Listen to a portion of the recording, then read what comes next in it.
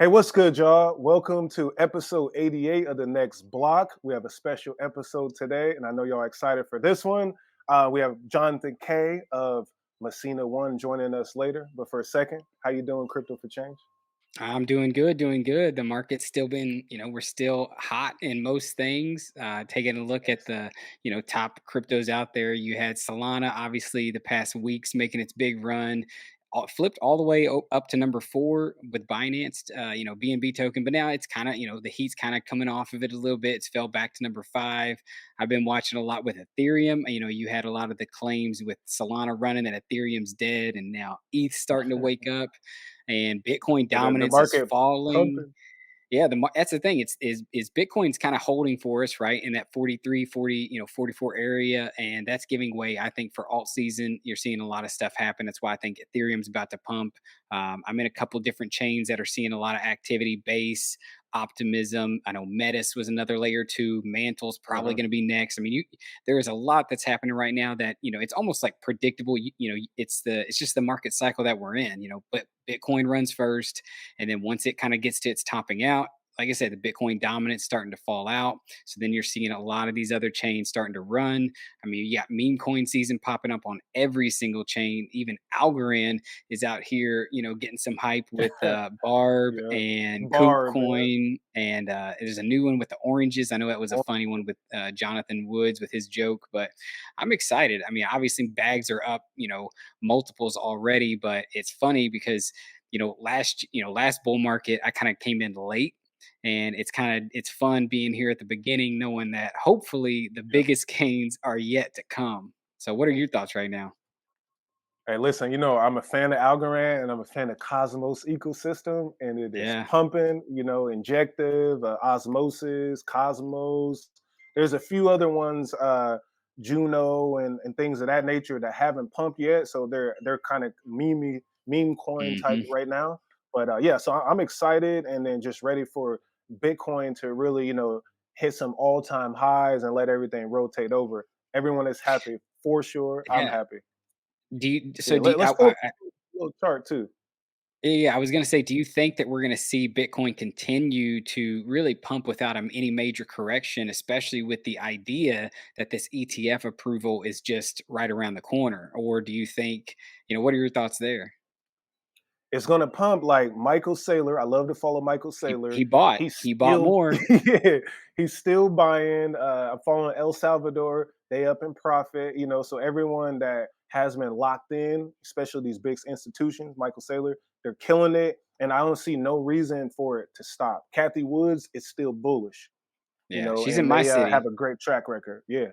Yeah. Yeah, Shout out to I've had St. a Pete. I've, I've had a few people in the community actually run into her downtown. I've not had We got ability of doing that yet. I don't even know what the heck I would say other than please come on our show. But I know yeah. she's definitely bullish on Bitcoin. She says $1 million price of Bitcoin by the year 2030.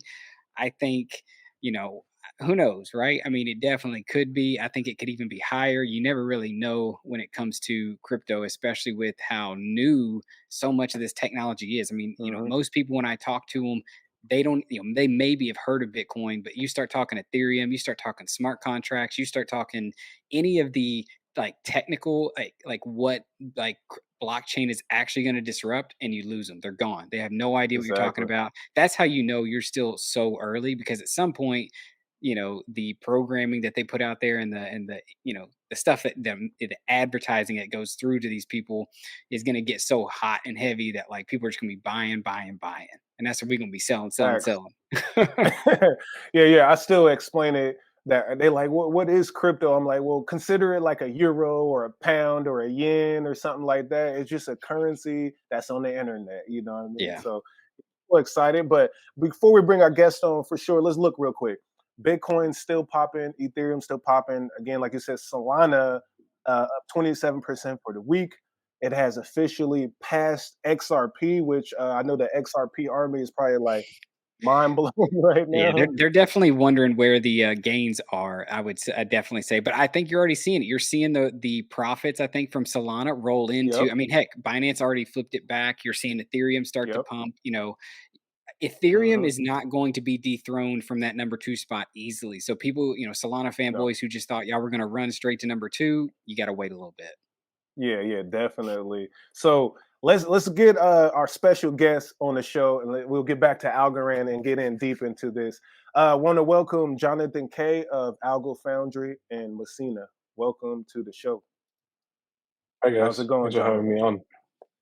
Very good. Merry Christmas. Yeah, Hope yep, Merry everybody's well. Christmas.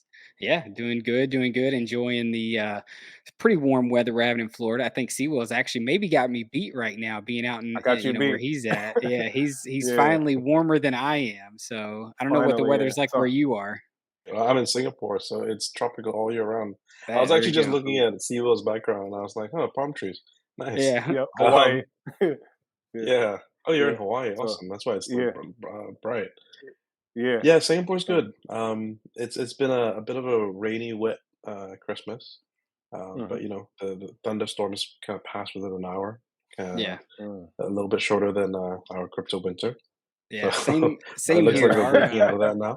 Yeah, Right. our winters here for some reason get really foggy. I feel like, or at least because we live on the beach, so like we had a crazy fog bank roll through the past couple days, and so it's like if it's not raining, it's foggy every morning we wake up. But outside of that, obviously it's been a good Christmas, and this is a main reason why, because this is one of the first governance periods that algo holders, if you locked your algos in governance, you came out on the other end with Algorand's price higher than it was when you entered in. So that has not happened in a while, and I know there have Yeah. been All a many while. people in the Algorand community who have been dedicated to Algorand governance, seeing it shape, seeing it change, and seeing it grow.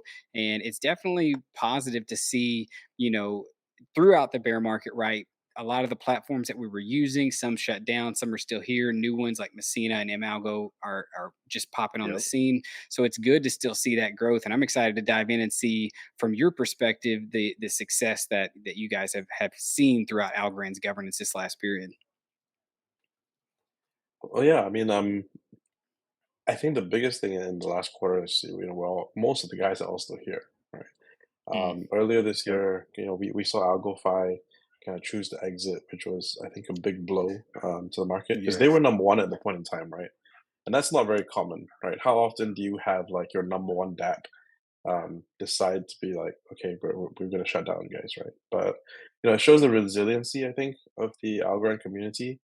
Um, obviously AlgoFi had actually quite a lot of things packed into the app, right? It had a DEX, it had lend borrow, it had the liquid governance, and they were actually the catalyst for why we went into liquid staking or liquid governance with mALGO. Um, you know, you had gAlgo that actually came second after them, and mm. at the point in time when AlgoFi decided to announce their shutdown, they were kind of many multiples ahead of gAlgo.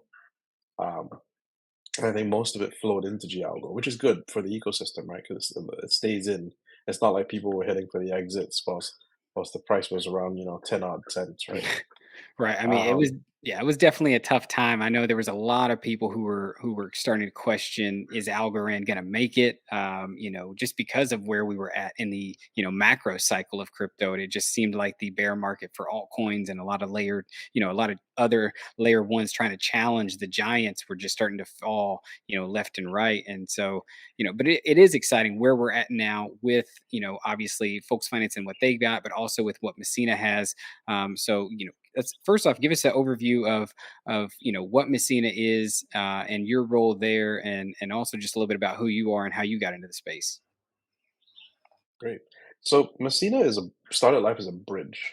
Um, we actually started looking into it in I think 2021 when the Algorand Foundation had put out a super grant looking for bridges to come into the ecosystem. And I think at the point in time, they kind of had a spray and pray, mentality. They awarded something like 11 grants, to a whole bunch of bridge applicants.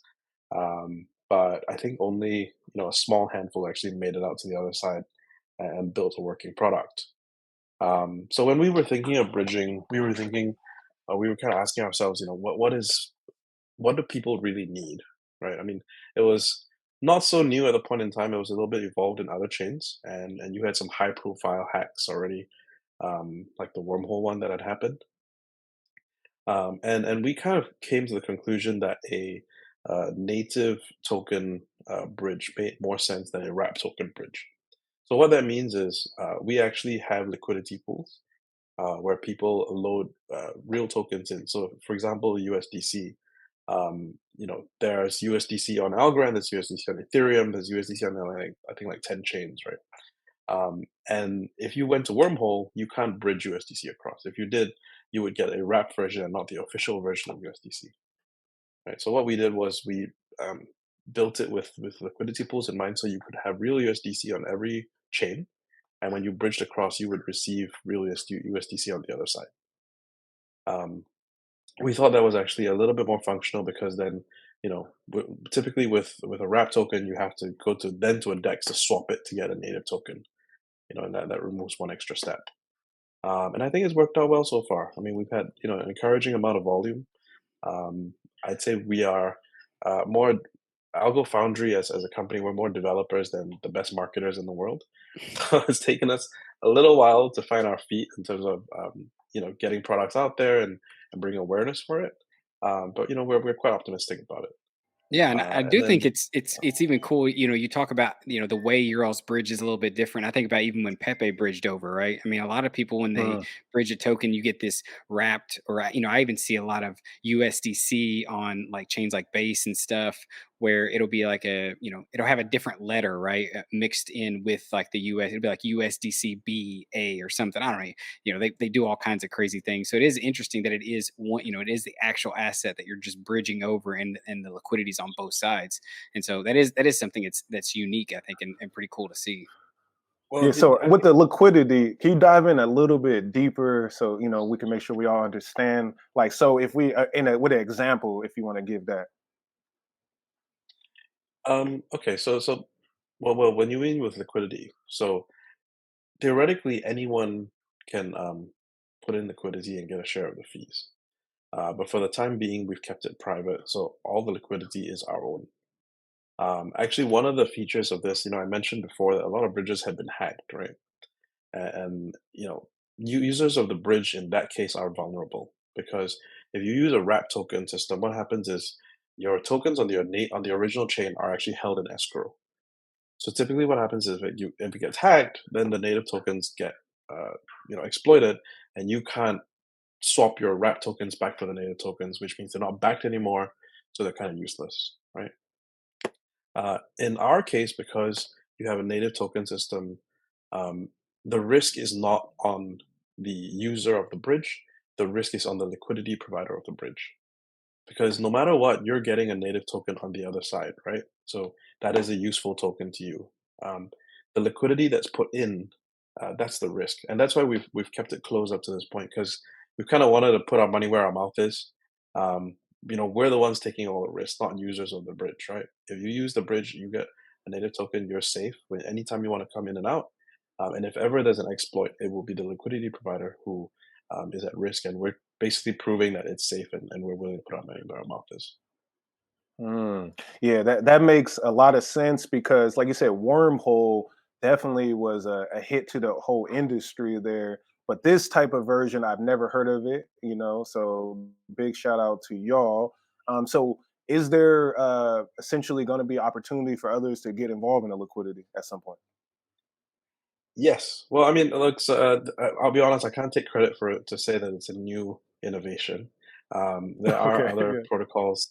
So, like Stargate Finance, for example, is an example that does something similar. And I guess you could kind of compare it to a DEX in the sense that, similar to how a DEX pool would work, this is a similar liquidity pool. Anybody could just go in, provide liquidity, they'll get an LP token, and then people will bridge and the pool will share in the fees, right? So we are planning on opening that up in the near future. I can't give you a date yet, but yes, that will be coming. Ex- Nice.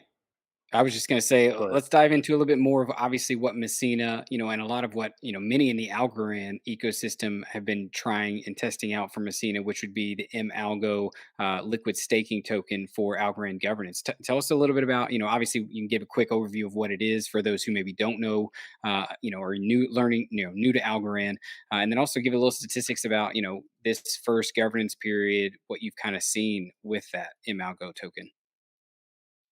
Yeah, so we went into the mAlgo liquid staking idea basically when we heard that AlgoFi was shutting down.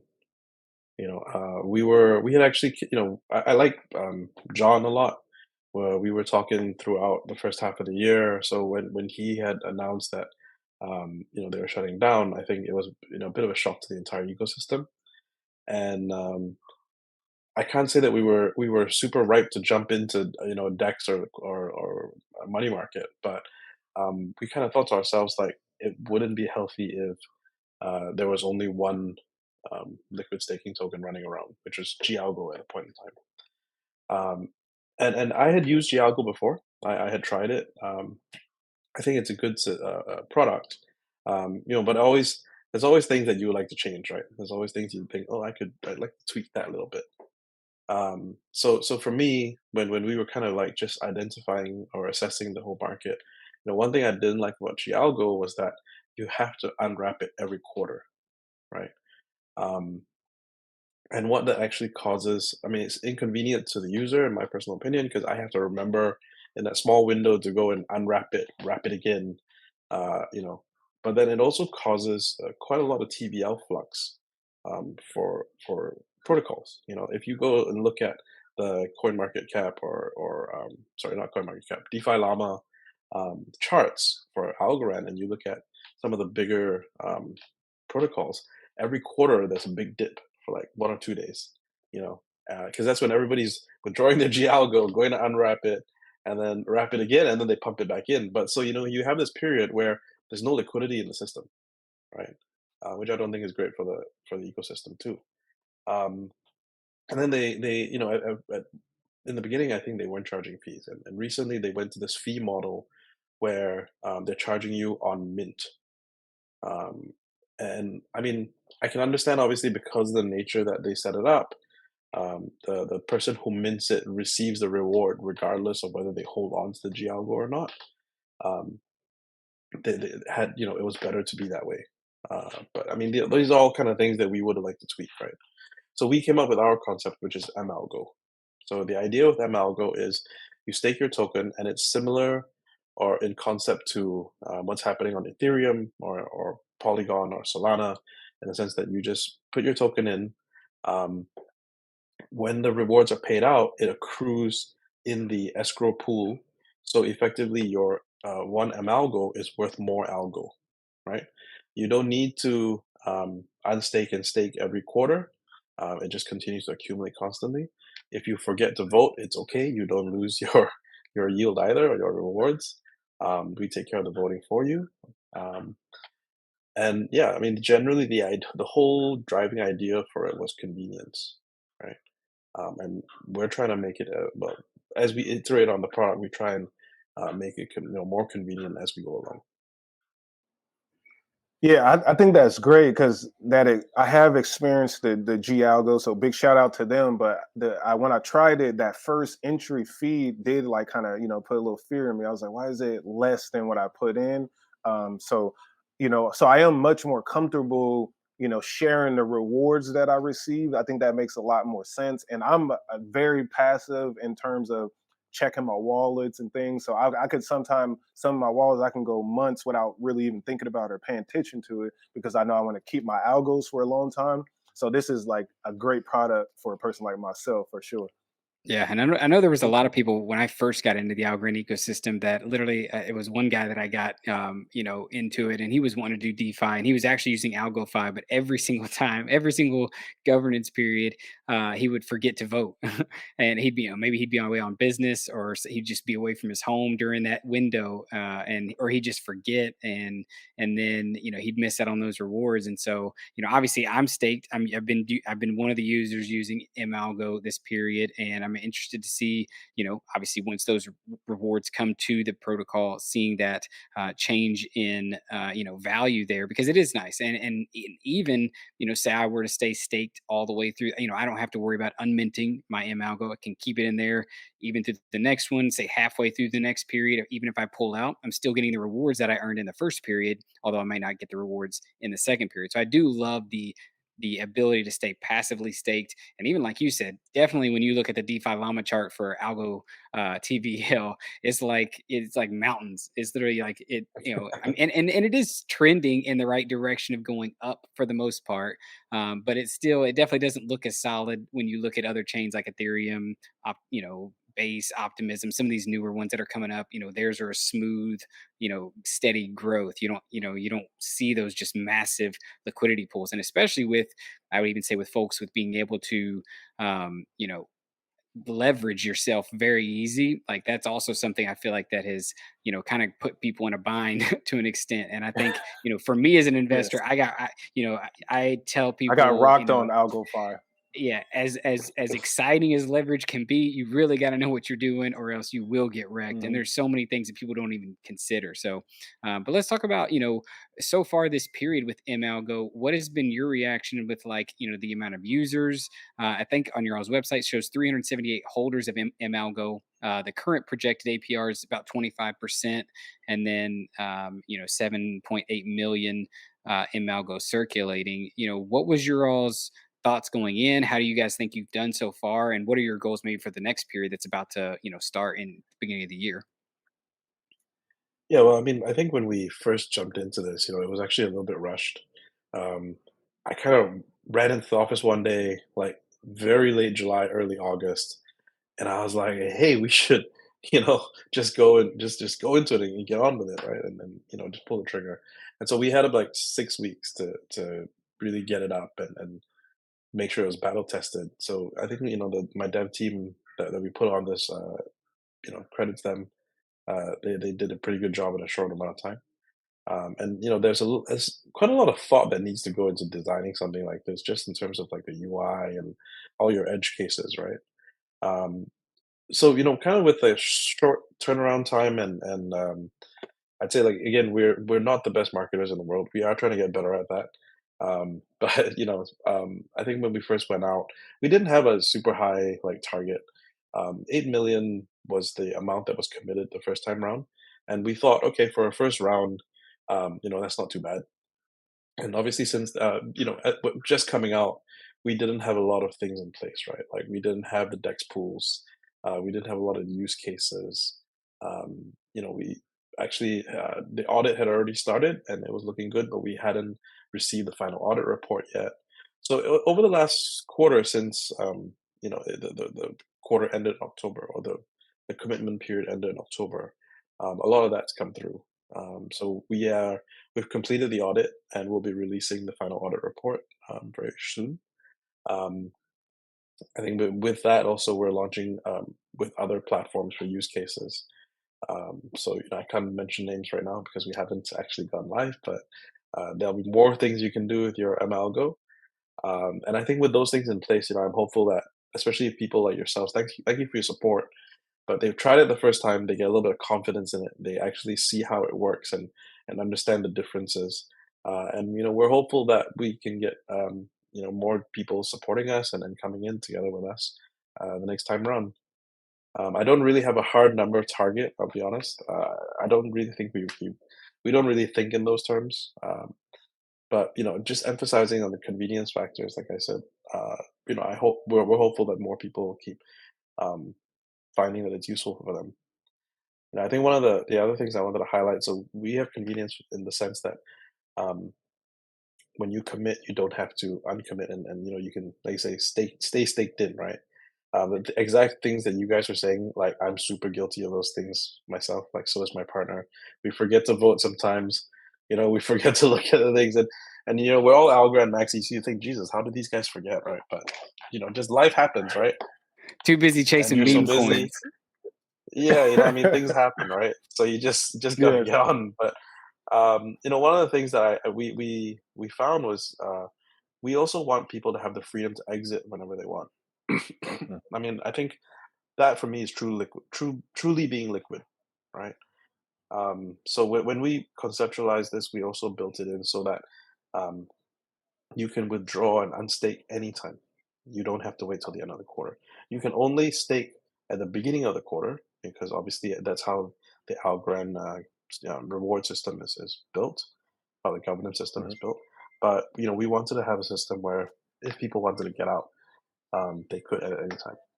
And right now, I mean, with prices pumping and a lot of happening in the market, I mean, I'm just gonna say I do not encourage people to sell their algos. Okay. Um, but you never know, right? I mean, if somebody sees an opportunity, they could think, okay, Algo's had a bit of a run. I'm gonna pop into this one of these other meme coins or Solana, or whatever token. Again, I'm not advocating this, but if somebody wants to, they have the option to, unwrap, unstake their mALGO, you know, go do whatever it is that they want to do, and hopefully come right back in and get back into mALGO later.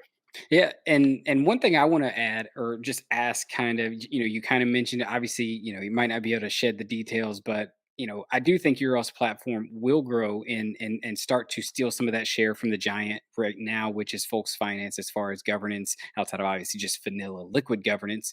I think once, like you said, used Euro's platform. It's smooth, it's ran smooth. I've not had any issues. I'm excited to see the value go up once the rewards get distributed. And I think, obviously people will share that experience with others. More people come in. But I think the interesting thing that what you guys could do that folks could not do is actually be able to make that mALGO useful in other ecosystems and on other chains. Because that's one thing we still haven't really seen a lot with Algorand. We want to, pull the liquidity from all these other chains without, I guess, kind of even moving our liquidity over. Like you almost, I remember when I started saying I was buying meme coins on Solana, and it's like the community's like, yo, why aren't you buying meme coins on Algorand? I'm like, well, I kind of don't want to dump on my friends because I know so many people in the community. I'd rather go dump on random people I have no idea who they are, chasing a hype. But I'm thinking of, I saw your all's recent bridge with Base Network and Optimism and some of those things. And I'm noticing, obviously, with the Ethereum layer two, that this it's going to have its run. And I'm thinking things like Aerodrome is a DEX, a really cool DEX on Base. Velodrome is a really cool one on Optimism, and it's like it would be really cool if like there was a way to have the mALGO, bridge that mALGO over to a platform like Base or Optimism and stake that in their pools, their liquidity pools over there, because they have some really high APYs, a lot of rewards and cool unique things. And I think that would be something. I don't know that, obviously I'm not a developer, I don't know how easy that is to do, but I'm definitely think that is something that can maybe give Messina's mALGO an edge over G-Algo, is actually having the ability to move it off of Algorand to take advantage of stuff that's out there in DeFi. Yeah, for sure. I mean, okay. So just to put this out there, actually, Folks Finance has a version of this that is cross chain. Mm, So it's called xAlgo, and it's available, I think, on Binance, and I think they recently announced that it'll be available on Avalanche. mm, I mean, in terms of volume, it's significantly smaller. yeah, I can't remember the number exactly. And but absolutely. We're a bridge first and foremost, right? So yeah. you think Yep. we'd be able to do this in a snap of our fingers, and we can. It's actually really quick and simple to do. I think the challenges around it are um, when you bring a token over, you have to create use case, right? So, like you were saying, got to create the DEX pool, got to have some liquidity for it. Um, you got to go and create all the other use cases with the money market or um, CDPs, and there's lots of things you can do, right? Um, I'd say that it is a possibility down the road. Right Hmm. now, kind of with the first quarter behind us, and we're just making sure that we're strong in the Algorand itself. We're still trying to make sure that the DEX pool has more liquidity. We're like I said, with the audit done, we're quite confident that we'll get in a whole bunch of other protocols now. And we're focused on, because you don't have to unwrap it. We want people to start using mAlgo like they would Algo to actually do the exchanges, right? Like um, in terms of payments, in terms of creating more uh, DEX pools against mAlgo and not just Algo versus mAlgo, Hmm. right? Um, So when so so when that you talk, yeah, oh, go ahead. I know. So So that's when in you're the talking kind of like about, oh, immediate sorry, like future. frozen. No worries. That's like in the immediate future, and yes, we'll be looking cross chain, in let's say more medium term. Yeah, so Sorry, I you were had a saying, Steven? question. You said, yeah, the DEXs. Like, so if we were to get mALGO, where could we trade to get mALGO, to swap algo for mALGO, like right now? You can get it on Pact. Pact is probably the biggest pool, and Okay, Tinyman also has a pool, although the Tinyman liquidity is a little bit lower. And liquidity is something we'll be working on with both of them, so that it's more available and the price is more stable. Hmm. excellent. Yeah.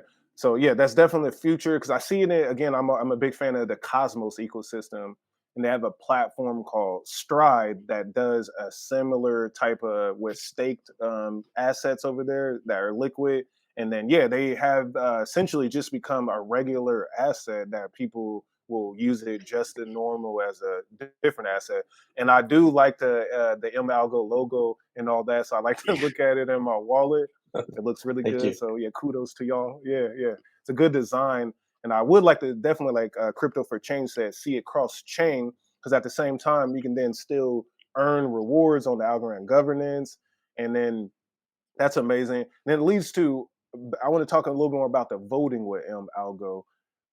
What happens if we miss a mAlgo voting, or how does that whole part work? Well, so we actually threw up the voting um, pretty quickly too. It wasn't one of the things we could build before the commit period, but once the commit period was over, the team worked on it, and we were able to meet the timeline when voting opened in 1st of December.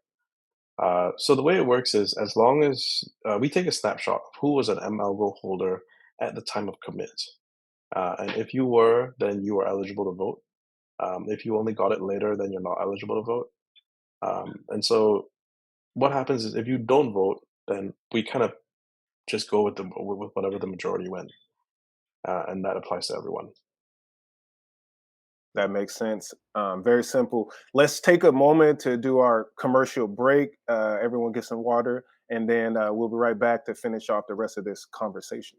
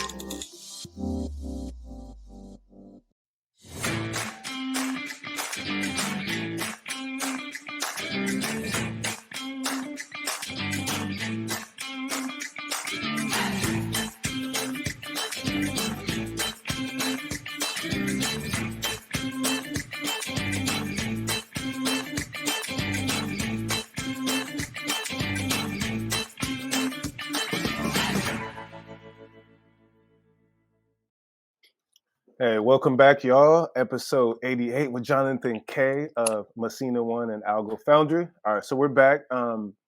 So Algorand Governance 10 is about to kick off at the, correct me if I'm wrong, on the 31st, right? Yes. For Yeah, sure. Yep. more or less. Excellent. So, and then we know the rewards distribution. So this will be the first time that mALGO will be increasing its value due to the rewards coming out in the next 2 weeks or so, and it's looking really good. Any other thoughts or comments there on mALGO? Well, I think the Dex guys will love it because, I mean, look, as you guys were kind of, starting the show with, everyone who's investing in crypto knows the volatility, right? I mean, that's the whole idea. Yep. It's Buy the there's dip. price action. Yeah, Yep. there's price action. It's moving. It's quick and fast. It's wilder swings than stuff that's actually quite inaccessible to a lot of people. And we love the price movement. I think when the price comes out, there's going to be an arbitrage opportunity that I'm sure the Dex guys will love, Hmm. because immediately the price will Mhm. jump, right? I think there's been some of Yes. that priced in a little bit, but not entirely, and that's going to happen every quarter, right? So Yeah, yeah, Yeah. it'll yeah, be fun. it's definitely gonna be something interesting to see once this period closes out and people get that algo because like you said, I mean, and the thing is like so many people, especially with how Algorand's governance has worked, they're leveraged up. So and not only did they leverage up this last period, but now they're up in, Algorand went from 8 to 9 cents when most people were probably doing that leverage all the way to 23 Yep. cents. So not only did they leverage up, but they multiplied their bag. So yeah, you're definitely going to see, probably a little bit of shock there, and I'm sure there's going to be, Twitter's going to go wild for a couple days. But then, like you said, Yep. we have seen that roll back in, and people get, especially because this is the start of a bull market, a lot bigger, hopefully, bull market that we're going to see in 2024 and beyond for crypto. So the hope is that volume stays, comes back, gets put into these, needed, tools in our ecosystem to continue growing. Yeah, absolutely. Yeah, definitely. Yeah, the chart, the technical analysis guys, I do a little technical analysis. We got all our levels.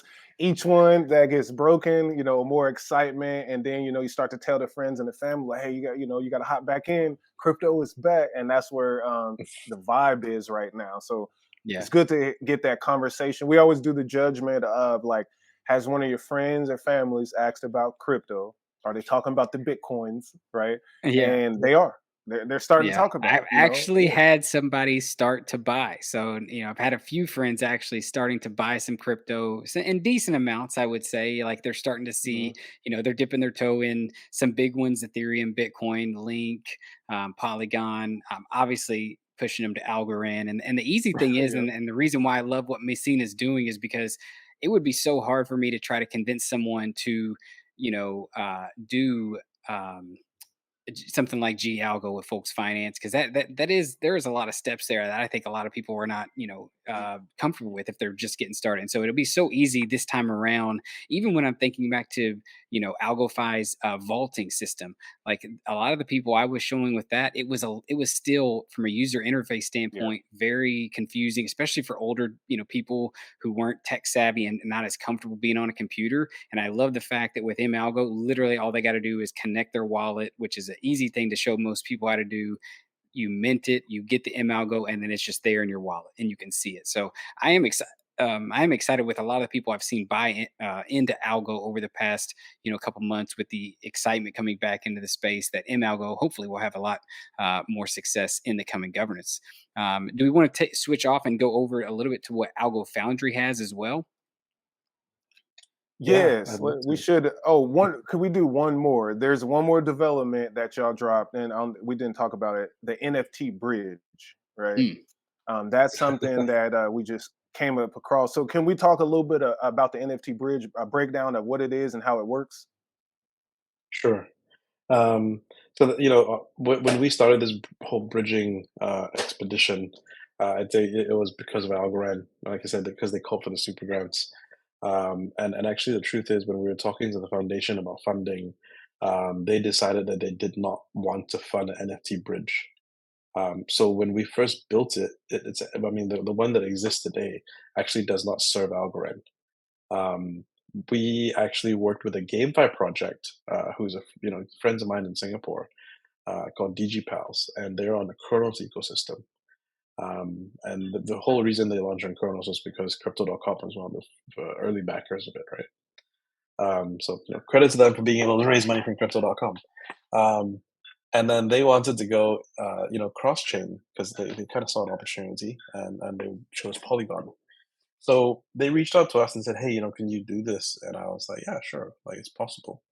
And so that's what we did for them. The idea being, you could move your NFTs between Cronos and Polygon, and because they're EVM based, we effectively can add EVM chains extremely simply, and they funded the development of it. Um, for Algorand, it'd be a little bit tougher because obviously it's not EVM compatible. And yeah, we haven't done it because basically I was told by the foundation that there was no interest in it. So that's how it is. But I mean, there are a couple of, I'd say, interesting things. And so you guys have talked to Mike, my partner, who's our CTO, Yep. and he's a great guy. But I will say the one thing we're sometimes guilty of is uh, overthinking, or kind of really diving deep into stuff for a bit too long before we hop out. But one of the things I love that he did, with this problem when it came to us, was he was looking around, and then he kind of went, "Well, NFTs aren't really designed for bridging, are they?" I mean, they weren't in the first place, right? Like, people just designed them to be non-fungible on their own chain. And so, similar situation with uh, the other wrap token bridges. Your NFT sitting in escrow contract somewhere, it could get exploited. It's potentially at risk. And the truth is, if you bridge it and you have a wrapped version of it on another chain, then it's not really non-fungible anymore, is it? The name doesn't apply because there are two versions of this now running around on different chains. So he actually came up with our own NFT standard. I say our, but it's really his own NFT standard. Um, and what it basically does is it facilitates um, burning the NFT on the source chain, but being able to remint it later with the same metadata and all the rest of that when you want to bring it back. So it really is non-fungible, right? When you bridge it across, there still really is only one copy of it running around on Hmm. all the blockchains, right? Yeah, Um, that is Yeah, it's pretty very That's pretty interesting. Yeah. interesting. Yeah, I would say it's interesting because I think about like the Algorand Foundation saying like we're not interested, but it kind of makes me think like back to Travelex, right? This is one of the biggest companies I would say using NFT ticketing as far as like plane tickets, and you have to think that like as we get to a more multi-chain world where people are going to want to move their assets from chain to chain, and maybe it's someone who holds their NFT ticket for a plane on Algorand, but then somebody who wants to buy it is on Base or on Optimism. That's where they mainly do all Uh, their settling. Stuff like that would need to be there, especially for some of these larger businesses. But at the same time, it's like what is the user experience like going to be, because a lot of these big companies like that, they're not going to be, there's not going to be a ton of people who are super technical and want to go in and mint and unmint and do all no. these things behind the scenes and connect wallets. They just want to have an app where they can say, sell it or send it to somebody, and all that stuff happens in the background. So it will be interesting to see how, Mhm. this NFT token bridge and stuff kind of continues to evolve, in the coming years. Yeah, absolutely. I mean, I think that bridging for fungible tokens, obviously, there's huge use case, and the market has shown that with the huge volumes going around. I think with NFT bridging, there's still a lot to discover, and like I said, use case around it when it has been bridged, right? Mhm. Just touching on one of the points you made earlier, though, about taking tokens and going outside of Algorand, like an mALGO going cross chain. Actually, one of the things that we're super excited about, being an Algorand bridge, was bringing tokens in that had insanely high gas prices, so that you could trade it at a more reasonable cost, which is what we discovered with Pepe. Yep. You know, Mhm. Pepe was kind of, the Pepe mania hype kind of just came out of nowhere. And I remember it was like a Tuesday or Wednesday evening in the office, and one of my team members looked at me and said, "Hey, should we do Pepe?" And we all kind of looked at each other for 10 seconds. We were like, "Yeah, okay, fuck yeah, let's do it. Like, let's just go, right?" and it was just a really kind of last minute fly by seat sort of decision. Um, we got it up in a couple of hours, and then it just ran, right? Yeah, I was But actually one of looking the at the stats even for Pepe, and I think it was like 193,000 US dollars was bridged using Ural's bridge from Damn. Ethereum. And the crazy thing about that is I remember the hype and the mania around when Pepe was launching and you guys were bridging it over and people were able to trade it, and this just speaks to I think the greater error I would say we still have in this space of gatekeepers, right? Because I remember that whole entire week. I remember trying to jump into the large, not just me. There was other people trying to jump into the large Twitter spaces that were going on, talking about buying Pepe and people trying to find where's the cheapest space to buy it. And every time, and I mean every single time, I would get a chance to go up on stage and say something, or every time someone else would, immediately the speakers would kick us. They did not want the word getting out that you could actually uh, buy Pepe for pennies and swap it and trade it for pennies. You had ETH maxis out there just saying, pay, I mean, literally like the arrogance, telling people, pay your $75 fee, quit, crying about it and get and hold your Pepe. And it's just like, it's That insane, was and crazy. I get it. I Mm. get it for rich people who have plenty of money to burn and or people who have bags of ETH and don't care to use it on fees. But like for the 90% of the world, telling people to spend $75 on a fee to buy a token about a frog, like what? Like that, and that's where I'm still like, we Yeah. gotta break that mold of gatekeeping to the extent that we allow our bags to influence progress in the space and like well, you better know what? things being used. Facts. I bet a lot of those guys were the ones who were actually arbing the token, Oh and yeah. taking advantage of the low fees anyway. You know. Oh yeah. I mean, it's Oh funny. yeah, We've yeah, literally definitely. replaced the banks and the 1% that collect all the fees there with a lot of validators in these networks who just sit and collect the fees. They don't care if they're making money on the token. They're earning the fees of everybody else trying to get it as fast as they can. And so, especially with Yeah. when ETH's network gets Yeah. congested and you see those fees go up. I mean, it just gets to the point where sometimes you're just Well, literally stuck. that's the good and bad of a bull, right? So as we Hmm. get in and everybody's making money, I mean, if Ethereum gets back to 4K, 5K, like how much is gas going to be for the average person then, Yeah. right? See, Because and it's a this is where I compounding think effect, that right? yeah, where Algorand is really important of like just bringing ETH on chain because I feel comfortable holding everything in my my Algorand accounts. But again, it's always the gas fee situation. Anytime, so my ETH just rotting away in my ledger because I'm scared to move it because every time I try to do something or even a token like we said this before the last show, but Mutable X it was costing us 75 or to move Aave $75 and it doesn't add up Yeah. To till move you lose half your money to the $150 or to $200. move So it's literally like, 150. Yeah, Yeah. so yeah, it's insane. it's Well, if you're gonna insane. move it now before the prices pump some more. Yeah. It is, Right. it is going to be interesting to see what happens this time around because, I was very like the last bull run, I was very like 100% Algorand Maxi. I'm not even going to waste time Yes. using Ethereum just because Yes. of how unusable it was during that time. But I have experimented with Base, Optimism, Metis, some of these other layer twos. Some of them are good. Some of them, Base, I've had a decent experience with. I will say it was after they had their down. I know they were one of the ones that kind of went down early on, and that's even with Solana, right? It's fast.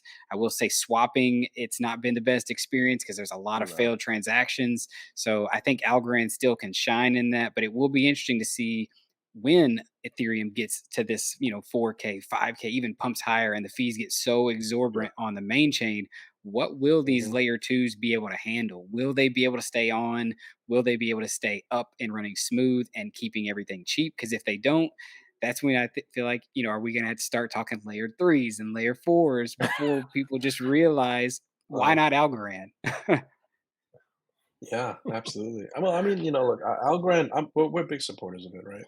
But there's always been large hurdles getting into the chain because of the fact that it's not EVM compatible, Yeah. right? Yeah. I think people have um, gotten a little bit better about it since because Solana's Rust based and not EVM compatible, and then the whole Cosmos thing coming in. So they've had Hmm. to get used to different wallets and and different technologies. I think this is one of the great drawbacks of being early into this. It's very little power apps.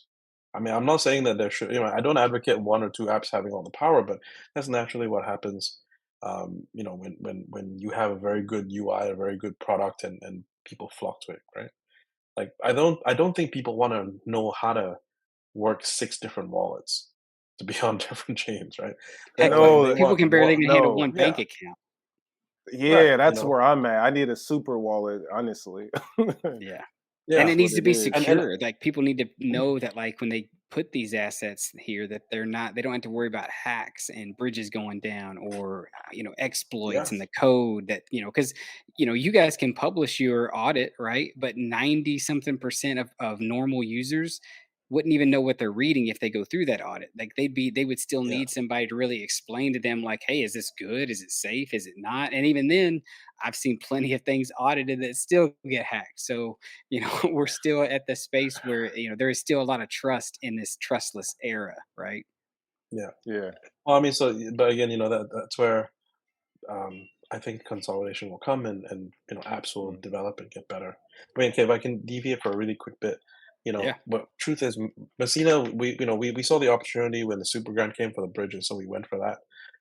But before that, we had actually kind of like an internal um, research project that my designers were doing, and I actually uh, the internal name was "How do I get my grandmother into crypto?"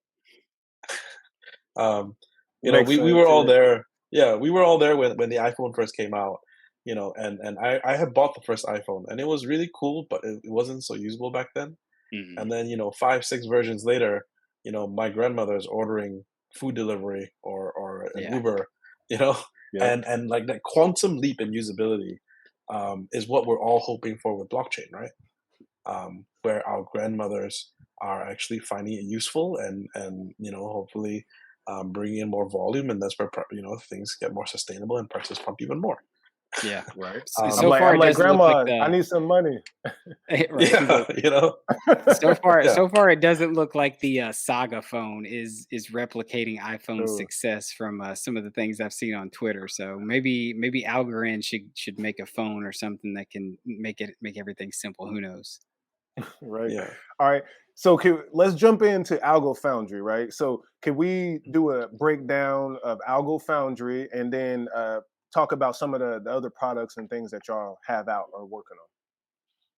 Sure. So AlgoFoundry is actually an extension of our parent company or our main company, which is Undercurrent Capital.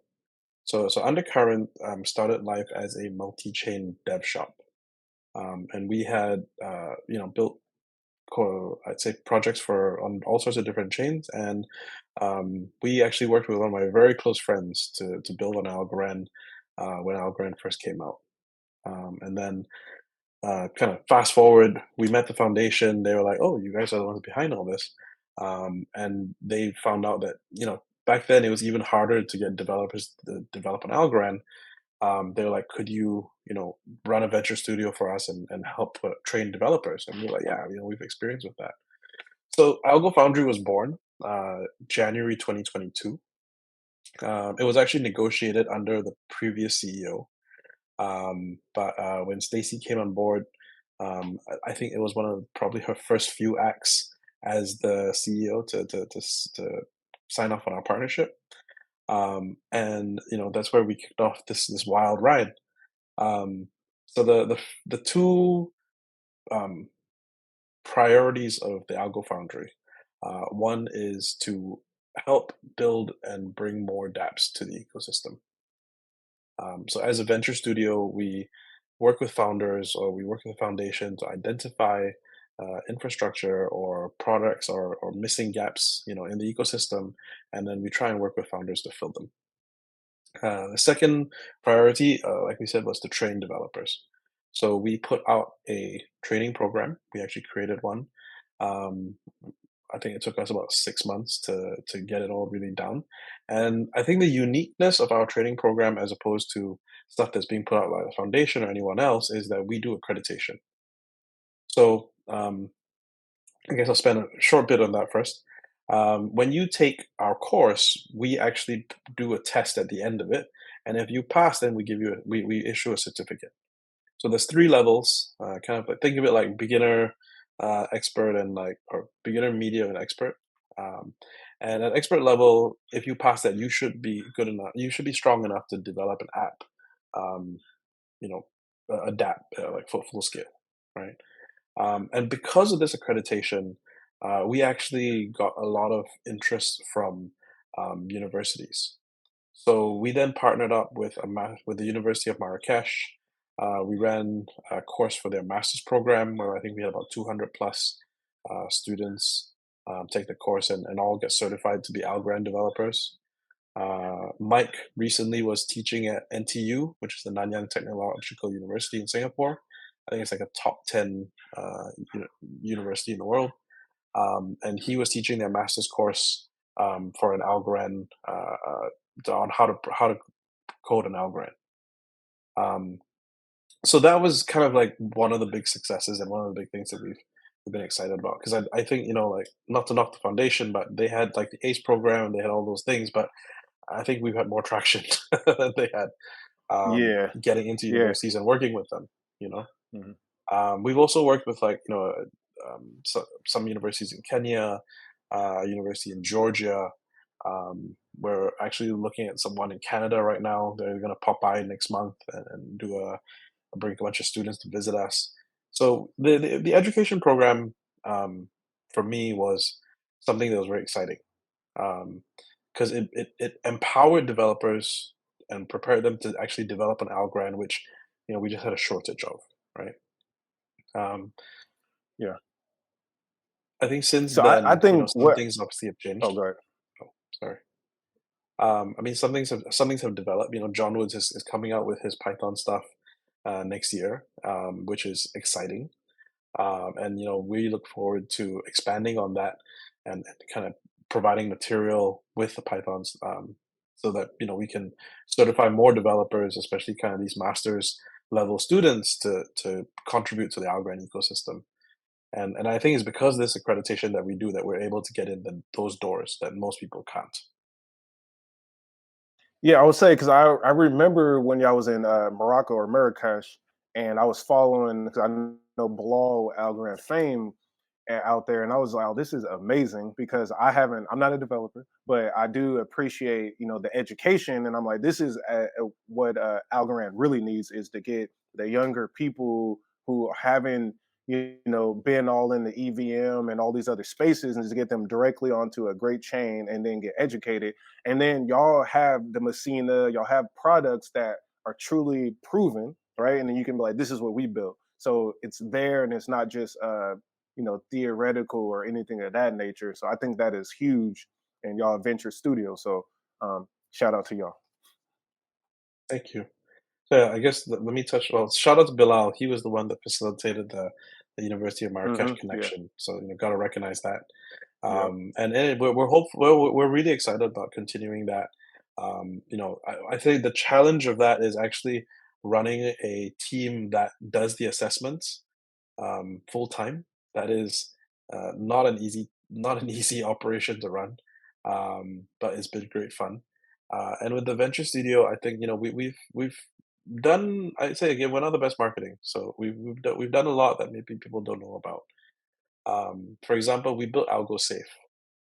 So AlgoSafe is a multi-sig that was born out of a need because we were working on the foundation to deploy TVL, and I'd say at the point in time, most of the multi-sigs were not awesome, or they had some limitations, and then my algo took a hit, and it's obviously shutting down. And then we recently added ledger integration into AlgoSafe because there wasn't really a platform for you to use your ledger with the Algorand ecosystem.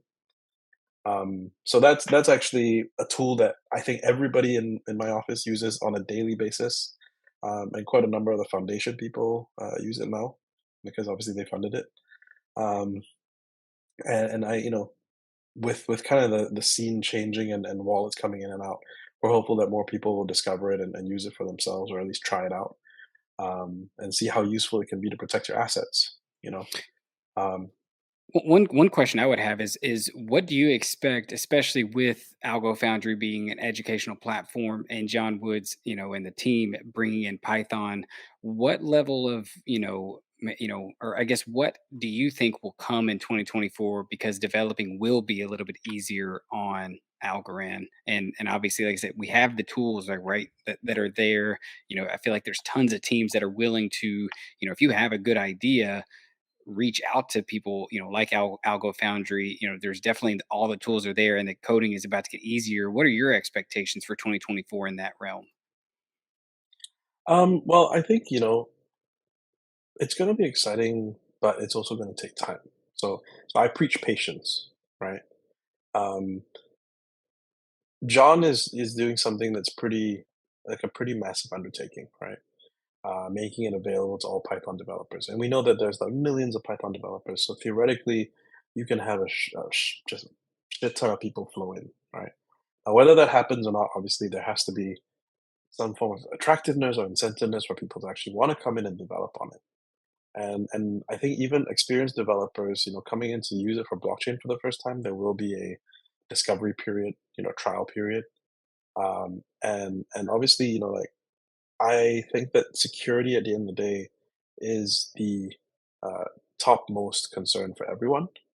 And I'm not saying that, developers wouldn't be secure, but I think developing dApps with security in mind takes time and experience, and a deep knowledge, like not a like deep knowledge of Python is one thing, but deep knowledge of Python and Algorand is going to be something that needs to be developed over time. So people need to be patient with it, right?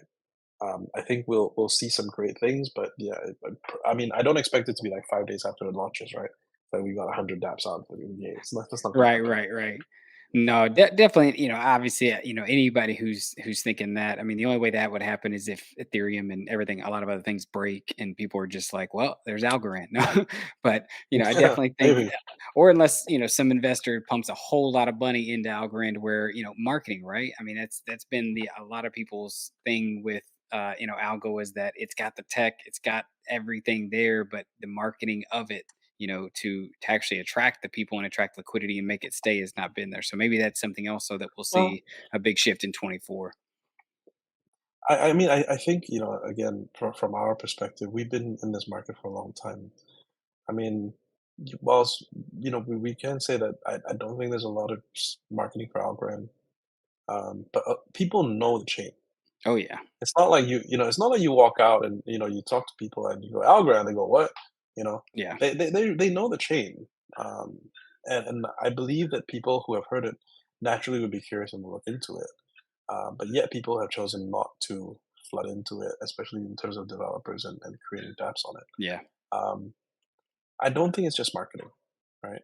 Like I said, I'm hopeful that what John does, or what John is doing will kind of help open the floodgates, but I think it's a combination of all these factors, right? Yeah. It's not just one guy kind of charging alone on a horse making it happen. It's Right. gonna be, the It's perfect it's the storm of memes. all these things. Yeah, no, I Yeah, think the biggest thing too is liquidity, right? We got Algorand has to attract Yeah. liquidity to bring the eyeballs in and really flex the tech. I think everybody calling Algorand, or not everybody, but there's been some influencers calling Algorand a dead chain, a ghost chain. And then if you look at real but TPS, the data, the statistics, Algorand's right. I mean, I think I saw someone put out a tweet today. It was number 2 or number 3, only behind yeah, Hedera and Solana. And even if you well, count what those, sorry. a lot of those are getting messages between, it's not even real TPS like you could see on Algorand, especially if you factor in smart contracts and how fast it can execute. So, you know, go with what you I were was gonna saying. say, I mean, like there are, so we obviously work with founders and then we try and bring dApps to the party, but we also work with corporates. And there are a lot of guys who recognize Algorand for the tech, like you say. Mm, So we Mhm. actually launched a digital bond platform on Algorand with a brokerage um, earlier this year.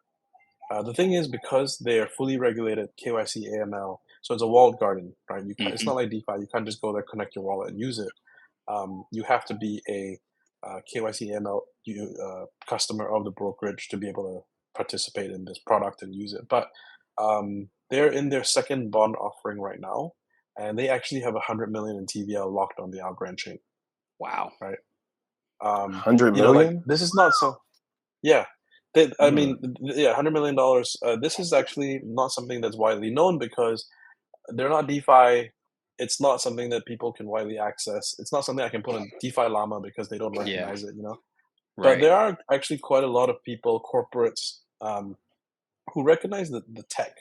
They recognize the usability, the speed, the cost effectiveness, the uptime, and we've successfully brought on some projects uh, into the ecosystem um, that are contributing to that TPS. Yeah. It's That's just that exciting to people hear don't too. really know, Yeah, you because know. I think that'll be another big, headline for this next coming bull run for crypto is real world assets. I mean, you're seeing that become its own section even on DeFi Llama, but I do believe that like as real companies, right, have to make the decision of what chain are we going to actually build on, and what chain can we actually build on that's not going to have downtime, that is cheap, fast, we can build a clean UI on. And I still think Algorand, just like we had Quantos, that team on our show a couple weeks ago, and it checked all the boxes for them. You have other big ones like Travelex and Flybondi, the Agro token. I mean, there's so many big companies that they couldn't do it on a Solana, on an Ethereum. Maybe they could do it on some of these layer twos, but even then, we haven't really seen them tested. So I that's the mean, other credit thing. where credit's due. Credit where credit's due. Polygon's done a pretty strong job going after the corporates, right? They announced partnerships with Starbucks and Nike and Nice, a yeah, whole bunch Nika of and Disney and yeah, and they're a case. They're I guess a model of if you dedicate a team, put enough resources behind it, and you yeah, have the tech that makes Mhm. sense, you can go somewhere, right? It's just is there that desire or strategy to go after it? But I'll say that Polygon I think operates more like a corporation, mm, whereas I think Algorand, rightly so, is more of a foundation. You know, yeah. so maybe not necessarily their path, right? Like that's something perhaps as kind of a JV partner of ours, AlgoFoundry should be going and doing more. Which I can't say we have the mandate to do that because ours is more in terms of working with founders or working with um, the corporates wasn't actually a first priority mandate. It was actually more Mm, bringing dApps in the ecosystem. So like we worked with Edward Lashinsky to bring Algorand, which is the yeah. decentralized options vaults. So that was kind of a more priority for us in terms of the mandate from the foundation as part of this JV. But I think that as the world opens up, as institutions get more comfortable, as regulations come in place, we're going to have more and more of these like this brokerage that we worked with that are sitting on tens, if not hundreds of millions of dollars that are looking for a chain that they can rely on, right? Yeah. Um, and if we make the push, I think it'll come. Yeah. Yeah, definitely. Like you said, they are crypto for change with Quantos. That is big, and we got platforms like Lofty AI. They need really reliable chains that don't, crash or fold under pressure. So yeah, Algorand I think is the chain for that, based on all the experiences and things that are happening out in the ecosystem. I think we should start closing out. Is there anything else you would like to share that's related specifically to like mALGO, Messina, or AlgoFoundry? Yeah, I mean, we're this the 28th of December. I think from past history, the rewards are generally distributed around the third, fourth, the fifth. So that's going to be the first exciting thing to watch Yeah. as we're able to increase the price. And then the moment that happens, staking will open again, so people can mint from then up till I think the 14th and the 15th, depending on when the foundation decides to close the window. So we're hoping, with more use cases, with the audit done, having people tried it and feel a little bit more confident in it, that they'll come in and support us. We're really hoping to make mALGO kind of the alternative regular token that you would just do your transactions in, and you'll see more use cases come up in the next couple of months. So we're super excited. Yeah. Um, And yeah, thank you all so much for your support so far. Yeah, It's been a yeah. great journey. Most definitely. Super Thank you. excited to try it out, and definitely excited to put that in mALGO to use. I like it, like C Will said, I like the image. I like it sitting in my wallet, but I can't wait to put it to work and help it make me some more passive income during that governance cycle. So excited for what you guys are going to bring. And if you, like I say, if Yep. you're new to the Algorand ecosystem and you are holding Algo, whether you just bought it fresh on Coinbase and it's just sitting in your Coinbase wallet, or if you're starting to tip your toe in self custody, get a pair wallet, get a DeFi wallet, look into those and start looking into staking your algo into some of these platforms like Messina, to be able to participate in governance and earn that percentage, that yield that comes during that time. Because a lot of tokens out here are inflationary, and so if you're holding them, it's great, but if you're staking them and earning that passive, at least you're earning some yield as those tokens do inflate, and algo is still one of them, at least until the year 2030. Yep. So earn those rewards. I'm excited for my rewards to hit my wallet. Yeah, I Same mean, look, here. it's with staking, with liquid staking tokens, we've seen this across Polygon, Solana, now with Algorand. This is basically your risk-free interest rate, right? Yeah, You know, because I and mean, effectively, you're not subject to impermanent loss or anything like that. You just no. get the token, collect the rewards. Keep it running, And keep like I said, compounding. this past period, I know it was a little supercharged with some extra DeFi incentives from the foundation, but it was like a 25%. Right? I mean, where are you going to be able to put your money right now and earn 25% passively for 3 months? And then, like I said, the price of algo, if you bought it, at the beginning of the period, it was 8 cents, 9 cents, 10 cents, and now it is sitting at 23 cents. I mean, not financial advice, but I'm going to keep parking my algo with mALGO. Thank Yes. you very much. We Excellent. appreciate it. Yeah. Same here. So, all right, Jonathan, can you just stay a moment backstage, and we're gonna do our outro, and then we'll chat some more. Yeah, thank you so much, guys. Appreciate it. Yeah, thanks for Thank you coming on the all. show. See you, everybody.